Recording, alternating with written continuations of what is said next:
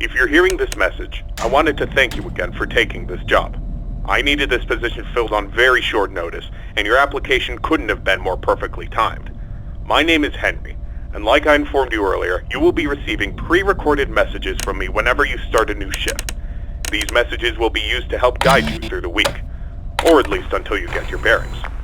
The building you're currently in is a storage facility which holds relics from a once popular children's pizzeria chain.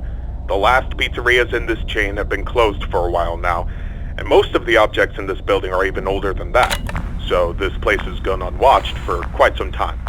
Regardless, all the equipment inside the building should still be suitably functional. Now, I'm afraid this job won't be as simple as sitting around in your office and checking cameras.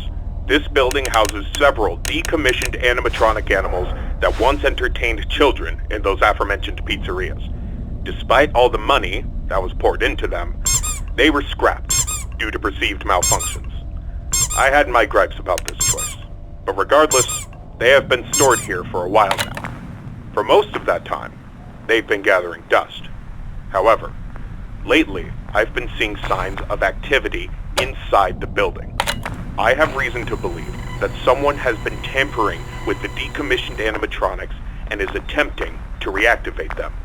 Now, I don't think you'll have to worry about encountering whoever has been tampering with the animatronics during your shift. You should be more worried about the animatronics themselves. These animatronics were designed to freely walk around the building and entertain guests, and if someone has been actively tampering with them, it's likely that they'll be walking around the building during your shift. Now, I'm not sure what changes have been made to their AI, and that means I don't know how they'll react to the sight of you. With that in mind, we should prevent them from reaching you. You have a few tools at your disposal to help make it through your shift. You have been provided a camera panel that lets you remotely access all the building's cameras. Use these cameras to keep an eye on the animatronics and ensure none of them are moving. There is a separate set of cameras placed inside the air vents of the building. In your office, to your right, is a building status panel. You can use this to stay aware of the current status of the building's various systems. Most important is the building's power. Your power supply is limited and is consumed by several systems in the building. Your cameras do not consume additional power, as they run on a separate, unrestricted supply. Once the building's power supply reaches critical levels, several systems will shut down, such as the building's lights. With this in mind, you have also been provided with a flashlight to help illuminate the dark corners of your office. Your flashlight has its own separate battery, which is obviously unaffected by the building's power. In addition, you have been provided with a mask of one of the pizzeria's mascots. The animatronics in this building were once outfitted with advanced facial recognition software. If they get close enough to see you, you should keep them from recognizing you as human. Now, I'm not sure if the facial recognition is still functional on each of the animatronics, and it's not impossible that the mask won't work on any of them. But regardless, if any of them have their old facial recognition software still in use, the mask should protect you from them.